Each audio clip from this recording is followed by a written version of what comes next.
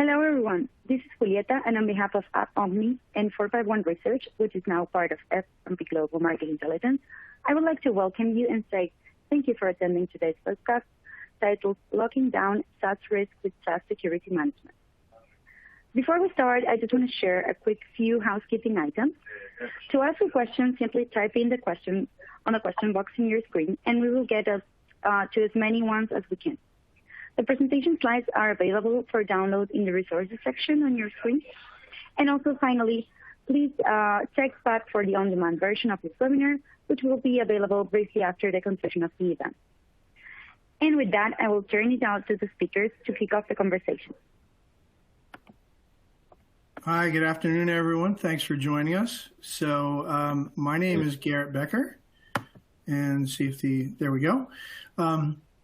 Thanks for joining us today. I'm Garrett Bekker, and I'm a principal analyst, excuse me, at 451 Research. I've been here about 8 years, and I cover cloud security. I also cover identity and access management, zero trust, and SASE, and things like that. So before we dive in, just a rough agenda today. I wanted to look at some trends in cloud adoption, particularly for SaaS apps, and also take a look at the broader cloud security market and really try to drive home the point that what's typically called cloud security today is really talking about infrastructure as a service and platform as a service. But we'll see, and we'll certainly talk about today, that security for SaaS apps is a completely different animal and requires its own approaches. We'll also take a look at some of the specific security risks related to SaaS applications and some of the ways to mitigate them. And then I'll turn it over to Brendan, who will look at some of the common pitfalls with respect to SaaS security, some of the takeaways and some examples and best practices with respect to SaaS security.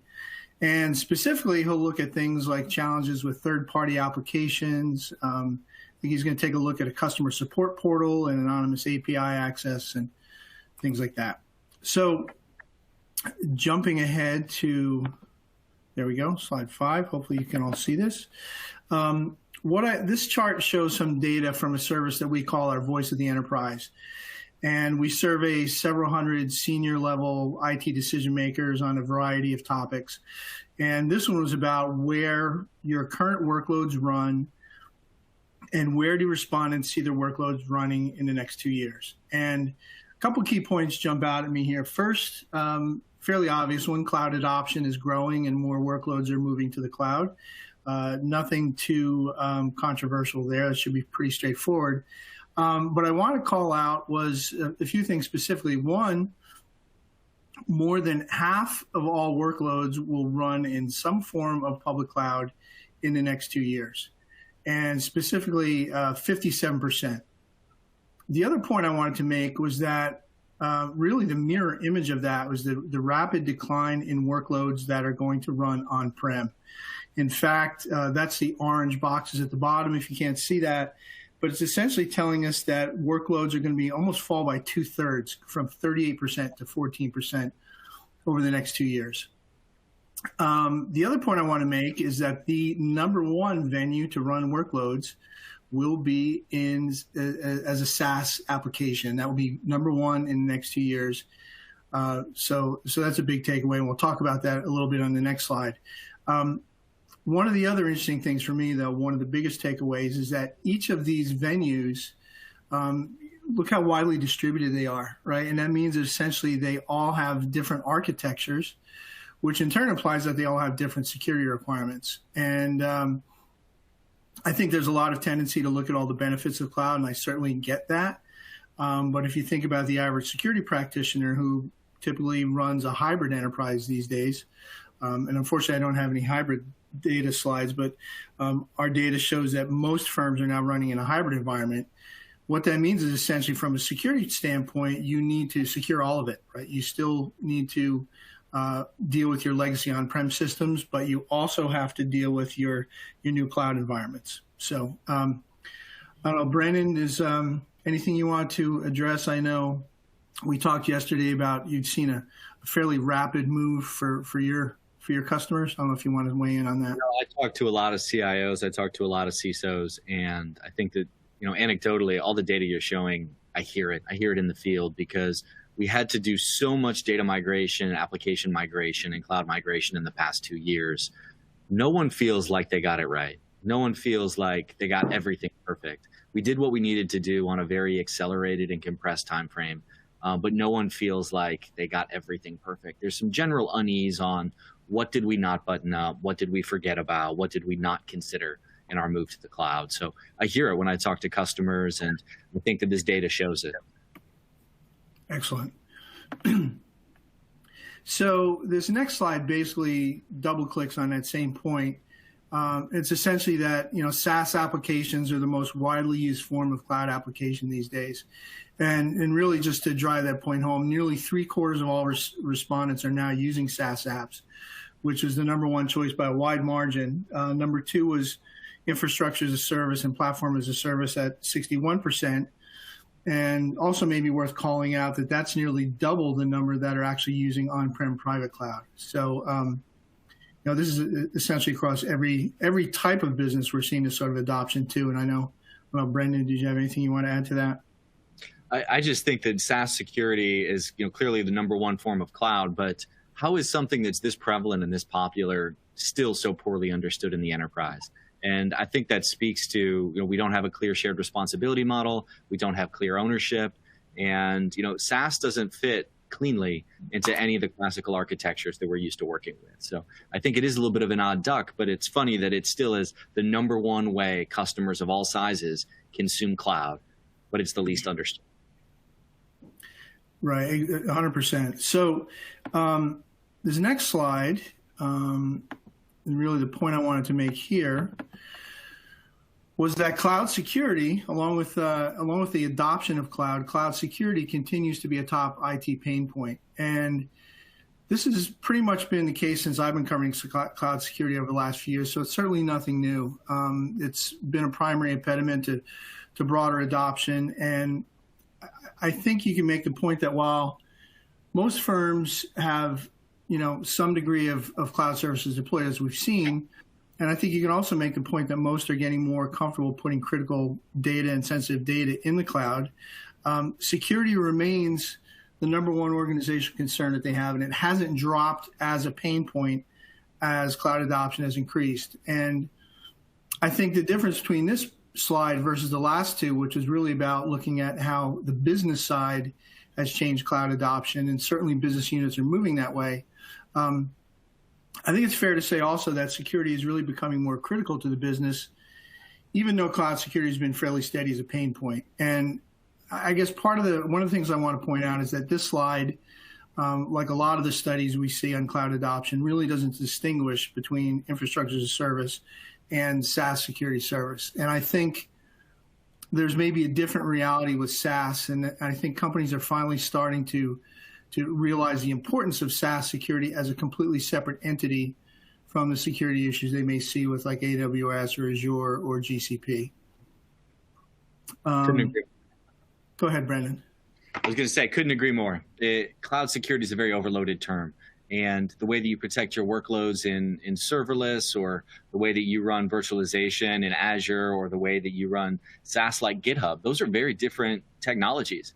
And the types of controls and the types of things that you need to worry about are different for each one of those. So cloud security is sort of a catch-all, but with everything being cloud, what does cloud security mean? I think we got get a little bit more specific. Protecting workloads, infrastructure as a service, platform as a service, SaaS, they're distinct areas.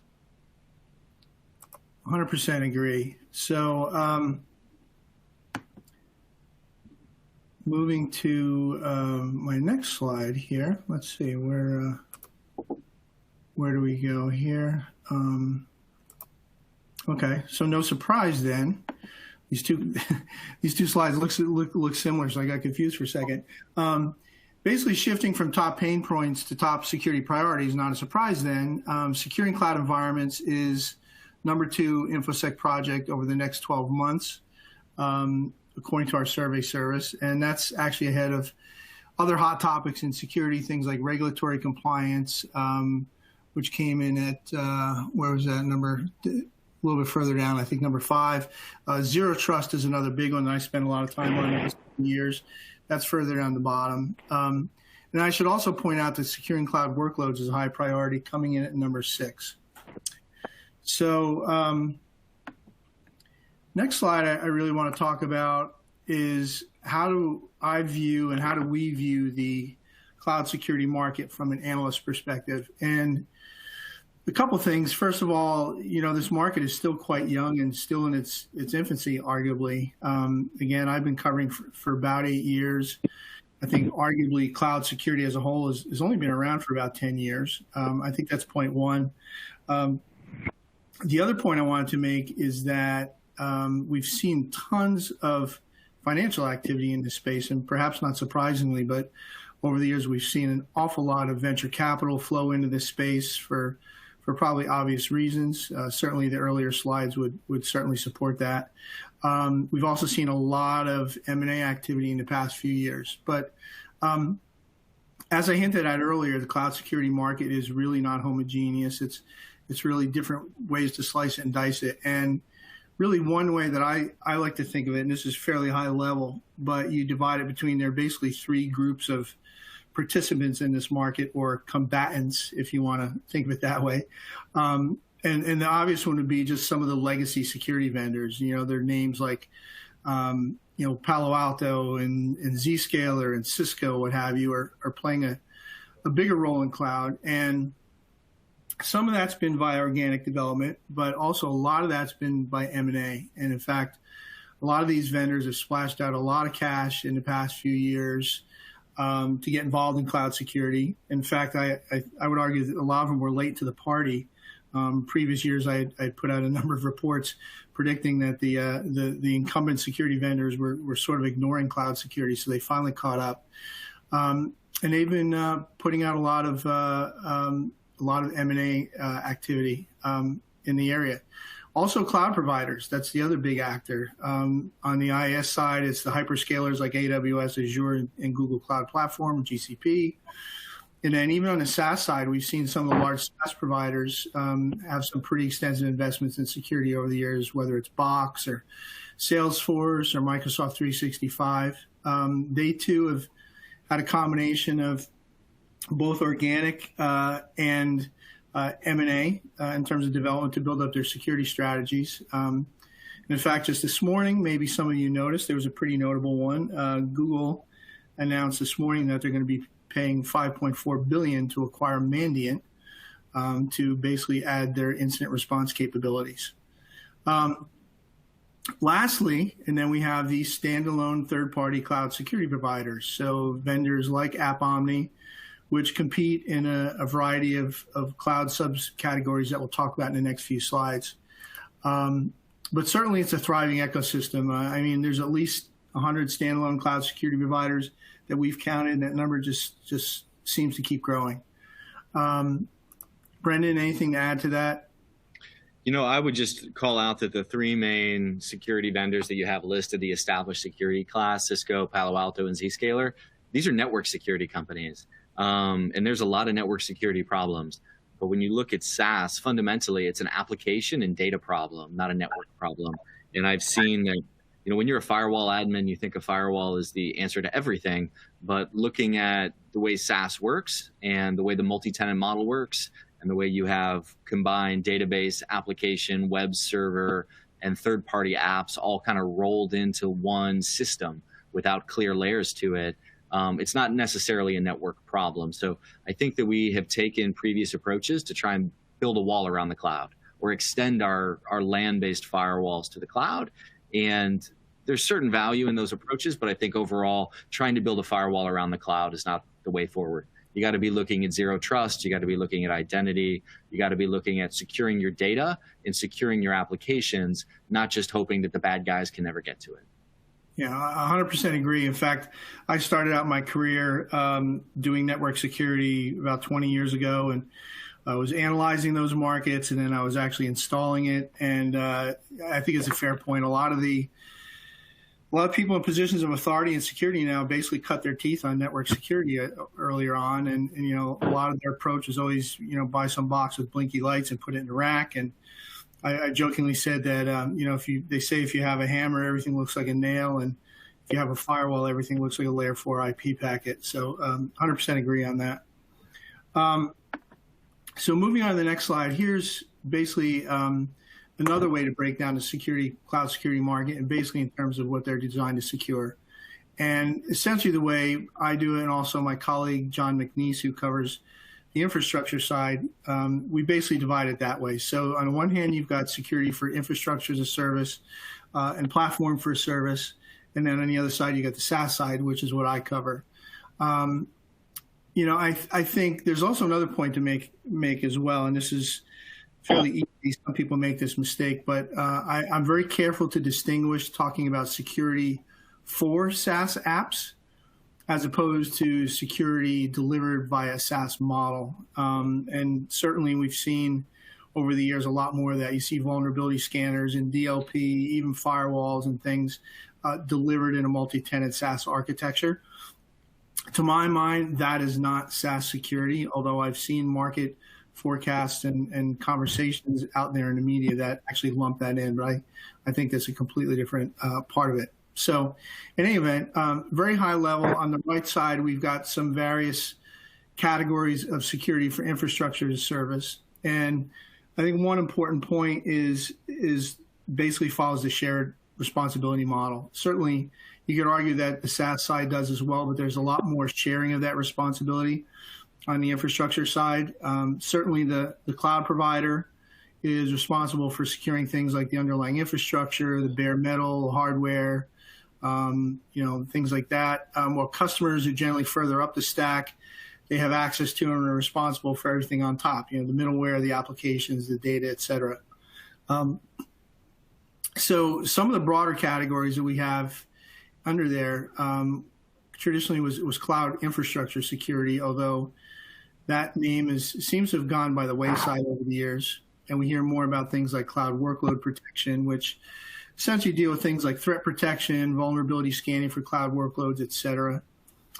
We've all got cloud security posture management as a new one, or CSPM. And that essentially deals with looking for misconfigurations and improper settings in cloud services. And the classic example that we hear all the time is, basically making sure that your S3 buckets aren't accidentally exposed to the public internet. There's a new category these days called CIEM, Cloud Infrastructure Entitlement Management.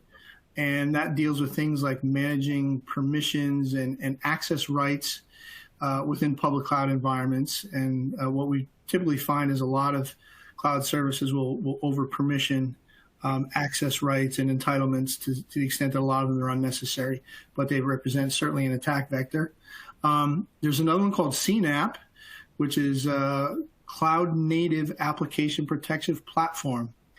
And that's a new one that I won't spend too much time on because quite frankly, I find that most people are still trying to figure out what it means. But it's got a lot of different things in it, a lot of AppSec tools like dynamic app security testing and web app firewalls and software composition analysis, et cetera. Also lumped in together with cloud workload protection, CSPM, and CIEM. Moving on to the SaaS side, again, SaaS is a completely different animal, and what we find is that the cloud provider controls most of the stack, which is a different challenge than we have on the other side. But we've seen a number of different approaches to securing SaaS apps over the years. Probably the first one was identity as a service, which I cover. And that was companies like Okta and OneLogin who basically figured out a way to do single sign-on for SaaS applications, typically by building things like SAML integrations or leveraging things like OpenID Connect, and they'd build up an app catalog. Next or later came things I'd call them the cloud encryption gateways. And the idea was, hey, before we put any sensitive data up in a SaaS app, maybe we should encrypt it. So what these products essentially did is they would encrypt traffic between an enterprise and a SaaS provider with the idea of keeping data secure, although what we found in reality, it didn't work that well, and there was a lot of problems with getting the apps to work properly. That category was essentially folded into CASB, which was an acronym for Cloud Access Security Broker. And what they did was essentially started out basically doing discovery. So firms could figure out what SaaS apps were running in their environment, make sure nothing was running that they weren't aware of, and then they would risk score them so they would have an idea of how much risk they presented, whether they should let them run or not, et cetera. And then later they added things like encryption DLP to CASBs. But I'd say right now, the CASB market is essentially, as a standalone, has pretty much gone away, and it's been folded into a new category called SASE, or SASE. And then we've also got SSPM, which is kind of like CSPM, but just for SaaS apps. Last one here is SaaS Security Management, but we'll go over that on the next slide, and I'll let Brendan talk us through that. Thanks so much, Garrett. I appreciate it. I love to see how this has evolved, and hearing from an experienced analyst like you, you've really been in it for many, many years and seeing this evolution. And quite frankly, many of your predictions have turned out to be spot on over the years. So thank you for walking us through that.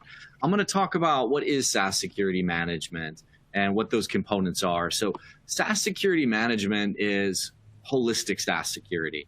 SaaS doesn't have just one problem. There isn't a security button. And as long as you turn the security button from off to on, you're secure and everything's locked down. I would say, think of this like an operating system or an endpoint. You can have strong passwords and authentication on your laptop. That doesn't mean that's the only security problem that you have to worry about. You should have strong authentication. You should have a good password policy. But just because you have that doesn't mean you're not at risk of ransomware or a breach or malware taking over that user's credentials or having a malicious application running on the operating system. None of those had to do with passwords. You can have secure passwords and still have those challenges. So when I look at SaaS Security Management, I want to apply the same level of thinking. Security is a team sport, and it usually comes with a series of layers. It's defense in depth. So number one, you've got your system configuration. What are all the levers, knobs, and switches? Do we have multi-factor authentication enabled? Do we have logging enabled, and do we have the right levels of logging? Have we adopted things like cross-site scripting protection and a lot of the best practices that the cloud providers are urging us to adopt?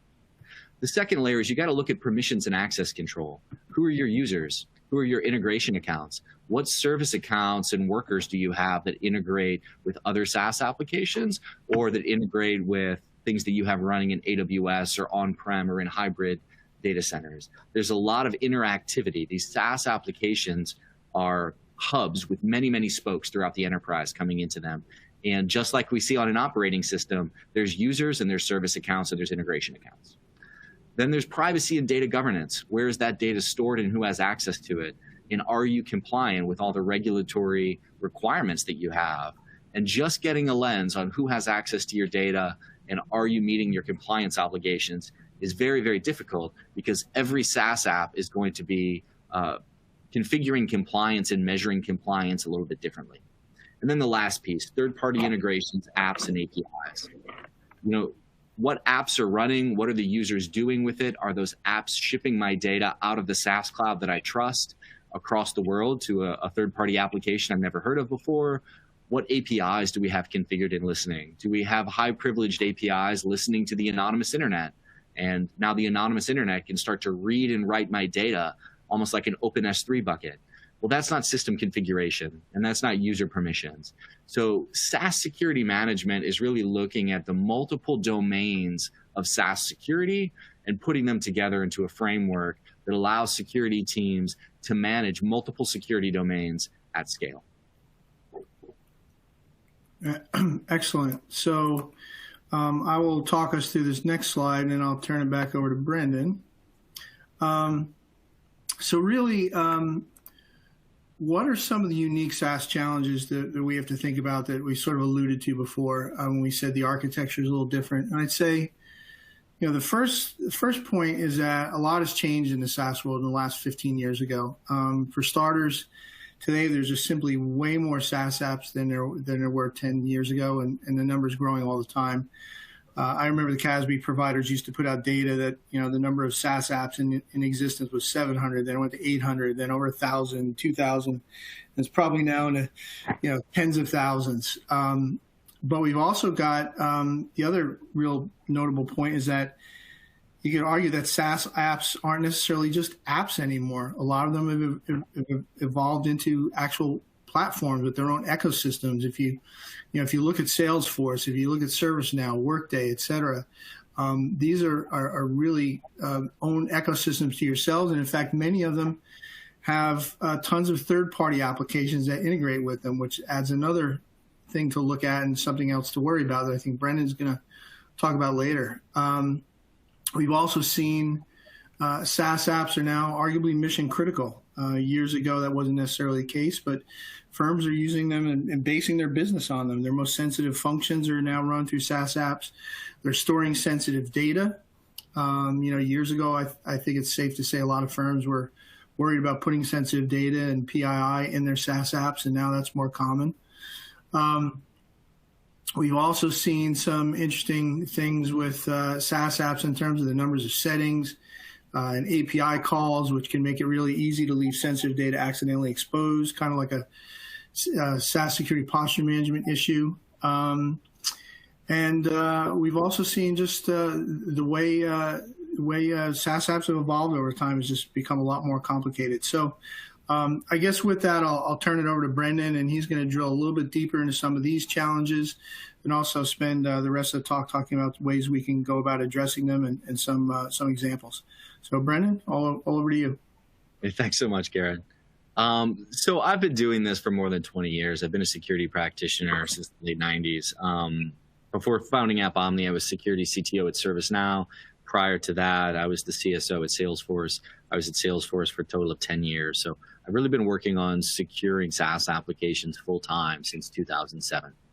And as part of that, I get asked all the time, how are people actually getting breached? Let's talk about real world risks. So today I'm going to walk through 3 recent and real examples of where we have seen risk and where common pitfalls within SaaS security has led to pretty terrible outcomes. So I'm going to talk about a third-party application breach. I'm going to talk about accidental data exposure through a misconfigured support portal. And then lastly, anonymous API access, how it happens and how it can cause such a big problem. So in the first one, we're going to talk about third-party apps. But to get to that, we need to look at the third-party app landscape today. So AppOmni has worked with hundreds of customers to secure their SaaS platforms. And this is the data that we find. On average, there are 42 third-party applications connected into the average customer SaaS environment. 42 third-party apps either directly running on or integrated through cloud-to-cloud communication into your core SaaS applications. Of that number, 22 haven't been used in 6 months or more. These can be remnants of data migration or digital transformation. They could be apps that users connected, tried for a little while and never came back to. They could be free trials that expired. But these applications continue to run and they continue to have access to your production environment until you turn them off or you remove them. So over half are unused. Then we look at how did these SaaS applications get in there. 20 of that 42, so roughly half of them, were installed without any IT or security oversight. This is end users directly installing applications either through the App Store or connecting via OAuth, and you have these apps in your production environment with part of your user's credentials, and the IT team doesn't even know what these applications are, and the security team has no visibility. This is not the exception. This is the rule. We see it all the time. So what are these applications? Well, they're all different. We ran one of the top 10 applications from 5 of the major app stores, and here's what you find. What you find is the top 10 apps for Salesforce, completely different than the top 10 apps for M365, ServiceNow, Workday, GitHub, and others. So it's not just one application. It's multiple applications, and you'll have a top 10 list within a given app store, but they're all having different purposes, adding value on top of these core platforms, like a Salesforce or a GitHub or a Workday. So let's talk about how authentication for these applications works. I'm going to go through this quickly, but what we need to understand is the basics of SaaS web authentication. There's 3 main ways that you can authenticate: direct username and password, an IDP-initiated single sign-on flow, or a service provider-initiated single sign-on flow. And I'm going to walk through each of those. The first one, standard username and password. I type in my username and password, I click submit. If it's valid, I get a session ID. This is the way web applications work. But let's say I'm using an identity provider. I've got Ping Identity or ADFS or Okta. I've got something in place doing strong authentication. I could have multi-factor authentication, zero trust authentication through my identity provider. But once the user connects to that IDP, the IDP is going to pass a SAML assertion and log that user into the SaaS application. And the result is a session ID back to the user's browser.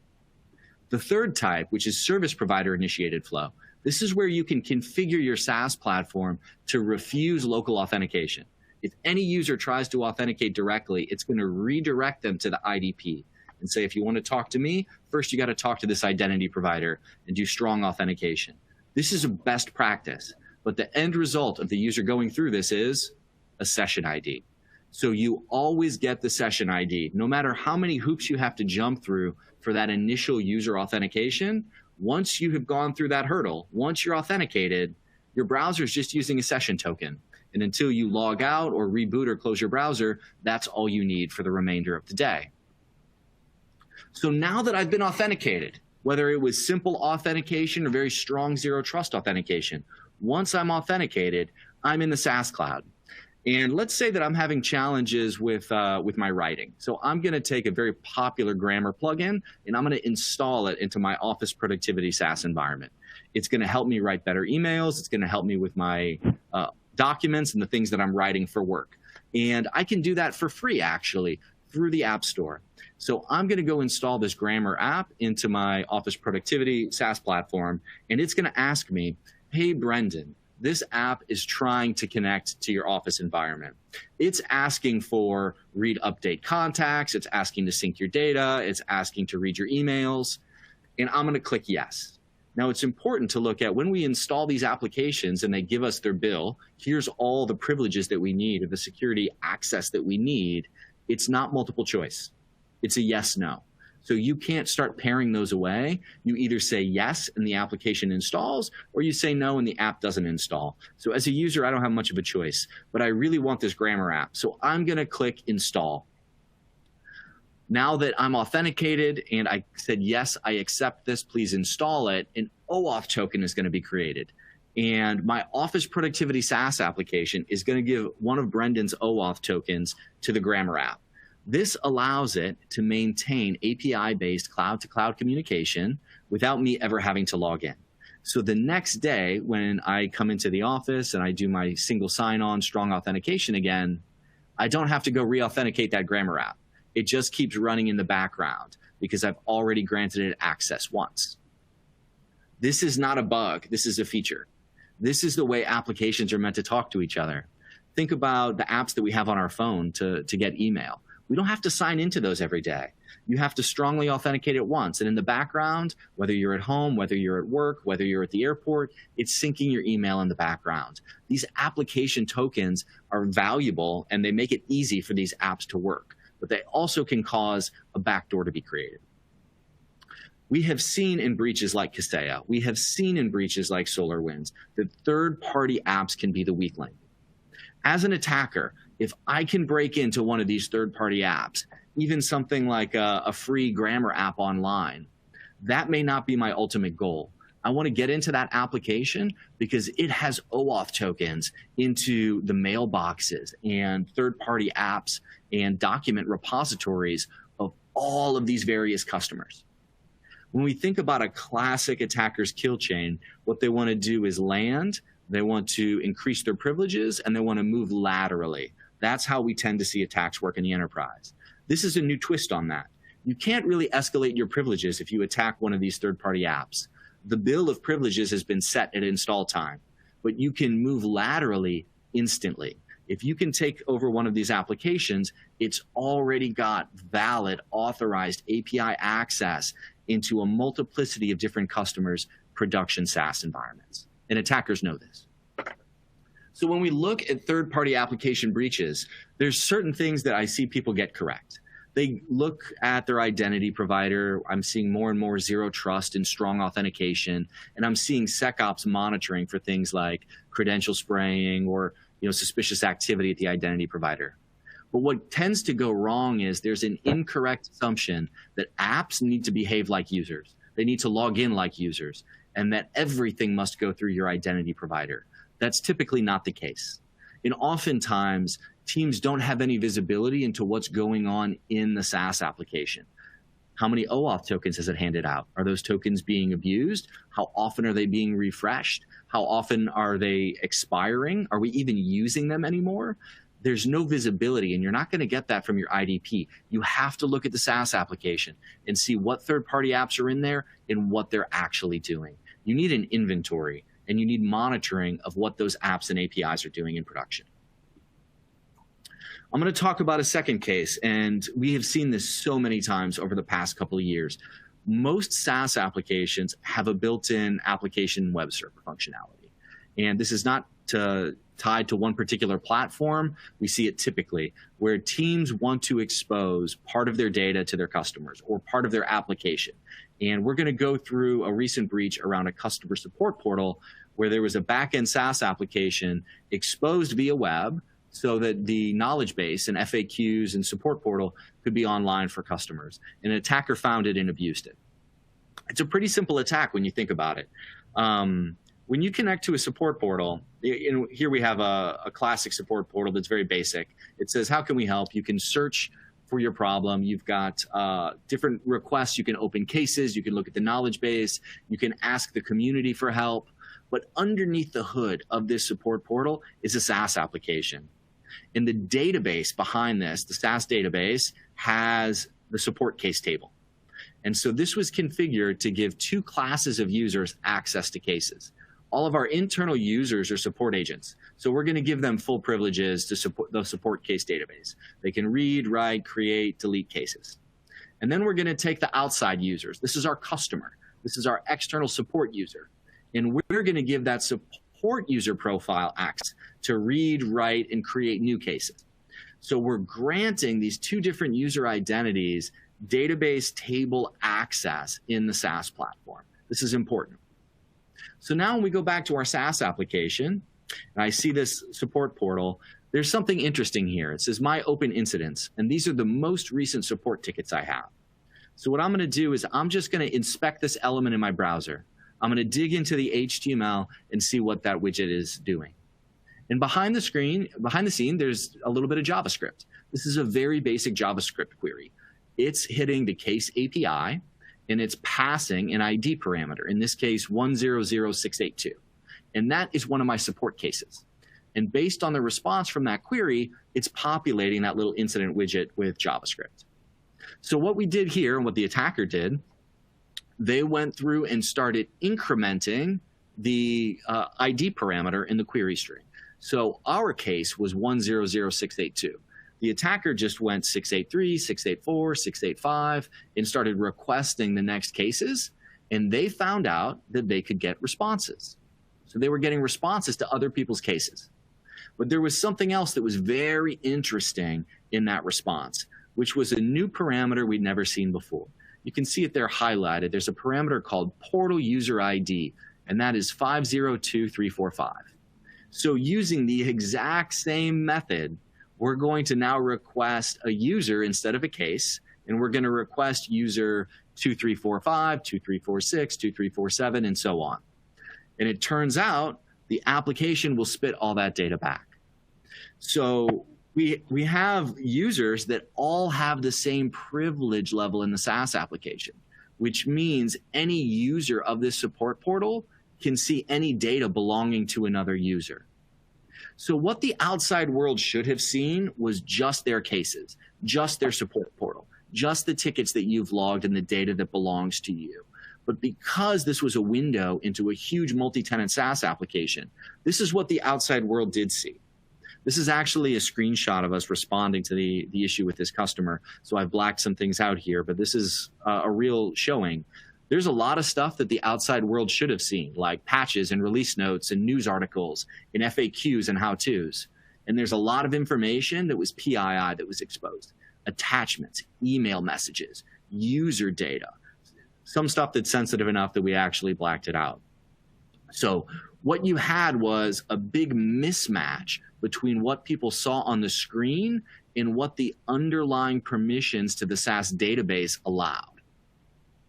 I see this all the time where you have users in the line of business that are point and click configuring whole web and application servers, and they confuse authorization and data access with UI visibility. So in this case, you had a small portion of the SaaS application exposed through the support portal. And that wasn't bad. It can be locked down. And a dedicated role was created for these external people to support user entitlement. But what went wrong was people confused this UI visibility with data security. And with a very simple attack, doing a little bit of JavaScript and incrementing integers on that API query, you were able to dump huge amounts of data. And that's because there was no security management process. The security team had no visibility that these features and functionality were even available, let alone that people in the business were standing up whole full-featured web and application servers connected to their SaaS platform and publishing them on the internet. And then lastly, I'm going to talk about anonymous API access, because this is another one that we see so often, and customers are accidentally exposing their data to the public world. How does anonymous API access? Who would ever leave anonymous access open on the internet? Well, it may surprise you how common this is. So I'm going to walk you through an event that happened not that long ago, and I'm going to use AppOmni as an example. So this, of course, didn't happen to us, but we're not going to name the person that was actually breached. So let's say that I'm hosting a wine event, and I'm going to set up a RSVP form, and I'm going to use a SaaS application to host that. So I have this marketing web form, and it's connected to a third-party application, my company CRM, on the back end. So this marketing SaaS application is allowing me to quickly and easily publish a form that says RSVP to my virtual wine tasting.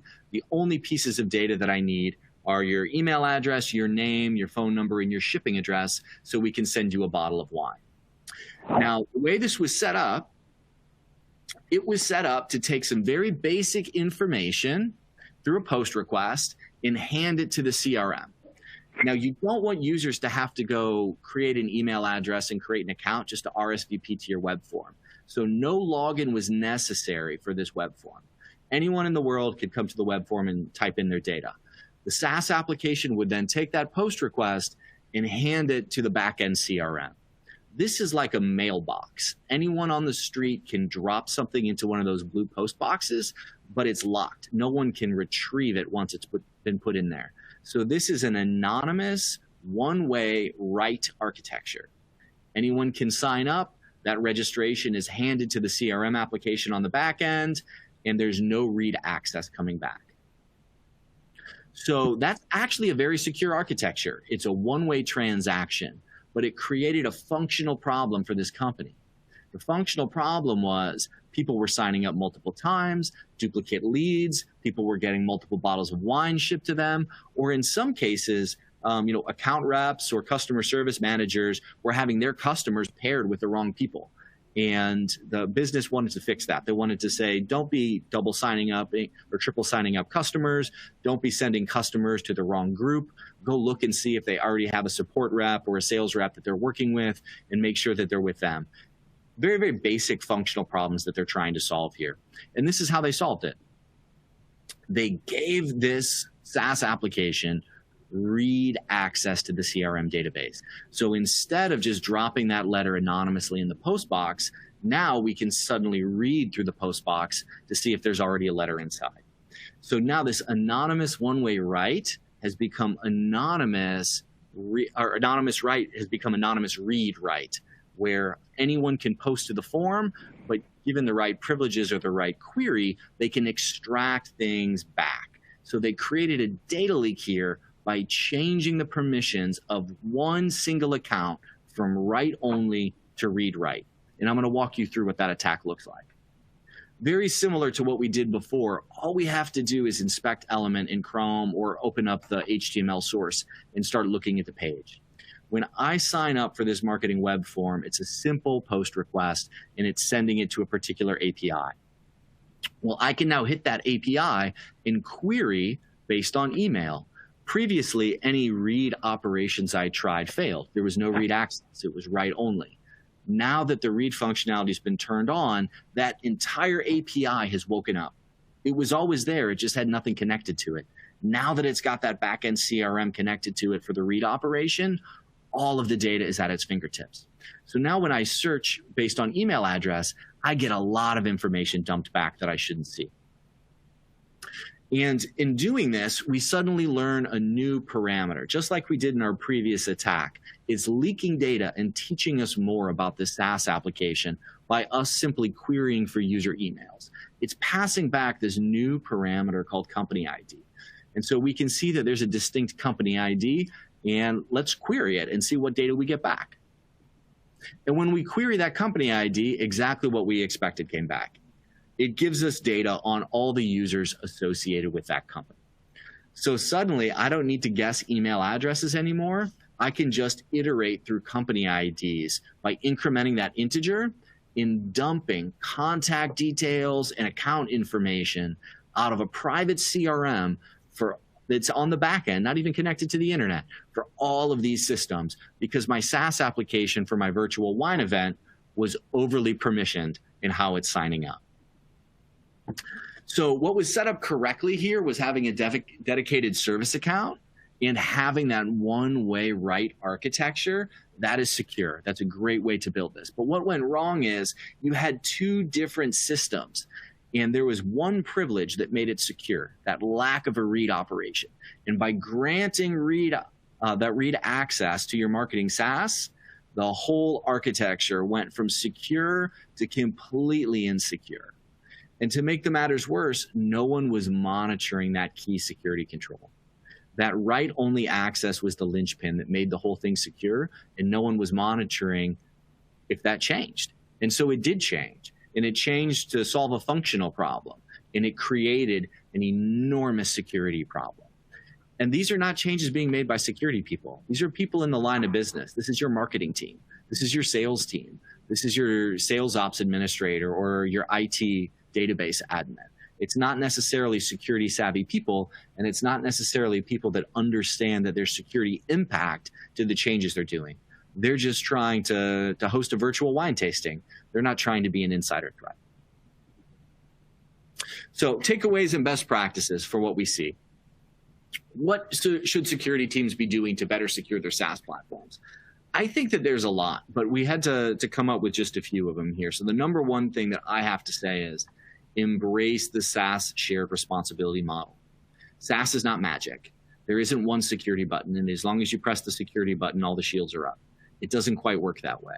It's harder, and you need to understand what your responsibilities are and what your people in the line of business are doing in these applications. Number two, you need to define who owns SaaS security. Is it the IT team? Is it the line of business team that manages the application? Is it security? Is it a shared responsibility? But there needs to be ownership. What I typically see when we're responding to breaches, who owns SaaS security is a big game of not it. Everyone's pointing. Security points at IT points at the business points at security. It's nobody's fault, but no one was accountable, no one owned it, and now we have a data breach on our hands. Number three, recognize the limited scope of tools like CASB. There are a lot of network problems. There are a lot of reasons that you should have strong network security, but trying to firewall your SaaS is not the right approach. If your SaaS gets email, if it responds to text messages, if it has a web portal, if there are any external interfaces, you can't firewall it off from the internet. SaaS security, think of it more like securing a web server. Portions of it are meant to be on the internet. Is it properly locked down? SaaS is an application and data problem, not necessarily a network problem. And then lastly, take a proactive approach. Don't wait for a breach. And unfortunately, there's a lot of breaches that I think are being discovered and will continue to be discovered because so few people have visibility into what's going on in their production SaaS clouds.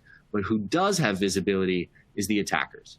We have seen APTs and state-affiliated hacking crews go after major SaaS platforms successfully in the past.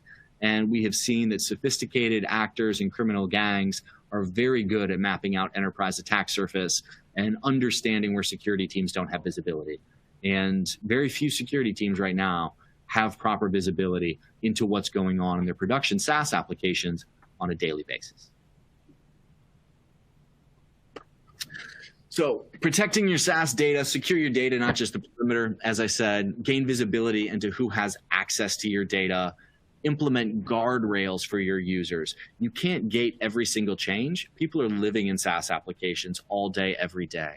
So you need to understand that a gate-based approach is either going to slow down your business or it's going to completely miss things. But having guardrails in place to make sure that your users aren't shooting themselves in the foot is the best way to enable the business to move quickly and securely without sacrificing data privacy or security. And then lastly, you need to continuously monitor your SaaS environment. This is not a once a year, once a quarter pen test. This is an all day, everyday problem. Now more than ever, people live inside SaaS applications and they're making changes all day, every day. So monitor your SaaS applications frequently and on a daily basis. Think of them like endpoints. Think of them like operating systems. You wouldn't monitor your endpoints once a year or once a quarter. You have something always watching, always monitoring. The same is needed with SaaS. And with that, I think we're going to open it up to questions. Or Garrett, if you have any final thoughts that you would like to chime in on, would love your feedback.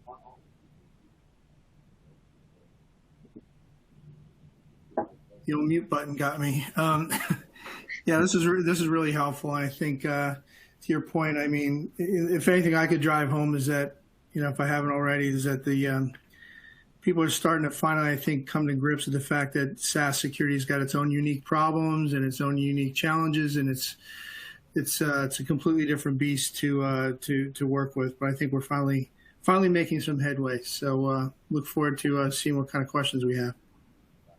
Right. So, Brendan, we do have some questions that came in. The first one is related to your customer support portal example. And an audience member says, so how does an organization protect themselves from this scenario since the organization doesn't have full visibility into what the customer support portal is running on?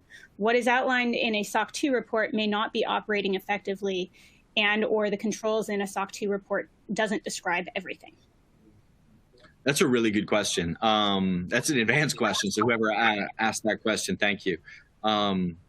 Compliance and security are two different things. They really are. Compliance should be a byproduct of security, but just because you have a SOC 2 report doesn't mean that you're doing things securely.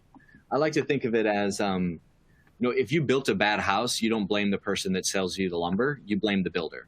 So SaaS platforms have all of these applications. They have built-in web servers, app servers, very robust capabilities. And it's usually off and secure by default. Your users have to go in and turn it on. So this is IT development. The fact that they're using clicks more than code doesn't mean it's not IT dev. You can set up and stand up a web server nowadays with just some clicks and using a simple web editor and put a web page on the internet. Well, these SaaS applications have done that and even more. They make it very, very simple. So you need to go look in the SaaS applications, the ones that have all your business data, all of your customer data, and look at what are our external entry points? Do we have web servers running? What APIs do we have exposed? It's not something necessarily the cloud provider is going to be able to tell you because it's the configuration. It's the cloud provider owns the apartment building. They're not looking inside each individual tenant's apartment. And this is a very personal question. How have you set up your data? Who have you given access to? What third-party apps and integrations have you connected in and have running on it? So I think the way to go in there is start with mapping your attack surface within the SaaS application. Look at those APIs. Look at the various privilege levels. Identify what external users do we have that we're intentionally letting in. And then I'll give you the vendor answer. The quick one is if you really want to know, you can just call us. We can give you a quick scan in less than an hour. We'd be happy to show you who has access and all of that. But this is not something you necessarily need us for. You can go dig into the config, talk to your team, and start to map that attack surface yourself. Great. Thank you, Brendan.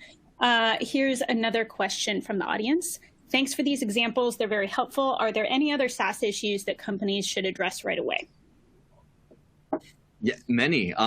Like I said, it's a personal issue. There isn't a security button, and you just got to find it and turn it on, and then all of a sudden everything's secure. It comes down to intention versus implementation. What did you intend to do, and what did you actually do? So you need to look at the business intention behind these apps. Do you want to be receiving automatic emails? Okay, well, then you have a worker that's connected to the email system or receiving email from the public internet. You need to look at that just like you would look at an Exchange server or other type of MTA. Do you have a web portal? Okay, well, lock it down like a web server. There's code issues to think about, but there's also what privilege level does it run as? We see sites getting connected running as domain admin or system. You would never do that on a Windows or Linux server, but somehow in SaaS, the business is doing it and no one's paying attention. Do we have the same best practices that we would apply on-prem? Do we have dedicated service accounts? Are they low privileged? Are they locked down using the principle of least privilege to just the data that they need? And then, of course, third-party apps. Look at what vendors your users have let into your environment, who have authorized persistent access across the internet into your environment. Understand who those vendors are and put a third-party application review and governance program in place. Sometimes you can prevent your users from being able to install these things directly, but that's configuration and user permissions. And then there's also the case of anytime someone attempts to or successfully installs an app into your SaaS environment, do you get an alert? Do you have an approved list? Think of it like on an endpoint. We have application whitelisting, and we have ways to query our endpoints to make sure malicious apps or apps we don't want are not running and being installed by our users. This is the exact same problem. It's just a different flavor. Great, thank you. And I know we're nearing the top of the hour, so this is our last question. I think this one will be great for Garrett. Why do you think SaaS security has lagged other forms of cloud security? Great question. So I think a lot of it goes down to, as I mentioned earlier, the shared security model, right? And how so little is available to the customer, right? I mean, how much of it is actually controlled by the SaaS provider and how little of that stack we actually get to see or touch, right? That's part of it. I think the other part of it is on the API side, right? Let me back up a bit. I mean, part of that is in turn has dictated certain types of architectures. If we go back to CASB, right? One of the problems with CASB years ago was most of them started out with a proxy-based architecture, right? Either a forward or reverse proxy, which meant that you essentially had to route all your traffic through the proxy to get whatever protection they were offering, whether it was encryption or DLP scanning or what have you. A lot of these proxies, in order to work, they would have to essentially reverse engineer the SaaS app. And SaaS apps update all the time. So a lot of times what would happen every time the SaaS app updated, the function wouldn't work or it would break the SaaS app. The other issue is, with users being distributed everywhere and using multiple devices and what have you, it wasn't always feasible, I think, to route all your traffic through the proxy, right? A lot of times people would go direct from a mobile device right to a SaaS app with completely bypass the proxy. So there are a number of issues, and I think eventually that architecture started to give way to APIs. But part of the challenge with APIs is, as I'm sure Brendan knows well, is they're all different, right? They're architected differently. They expose different types of data. They're updated more or less frequently. So I think a lot of it has to do with just some of the architectural limitations. But I think it's also the market space has evolved, right? We have a better idea of understanding what's more of a concern now. We addressed some of that today too. Some of the newer issues, third-party apps, I think is a really big one that nobody's really paying much attention to these days, which I think opens up a whole new can of worms. So, I think overall it's a non-trivial technical challenge, and I'm sure that Brendan and all the AppOmni folks are well aware of that. It's not a simple thing to solve. Yeah, it turns out security is really hard. We try and make it easy, but security is hard. Right? Who'd have thunk it? Great. Well, thank you so much, Brendan. Thank you, Garrett. This was a fantastic conversation, and I'll turn it over to Julieta to end the webinar.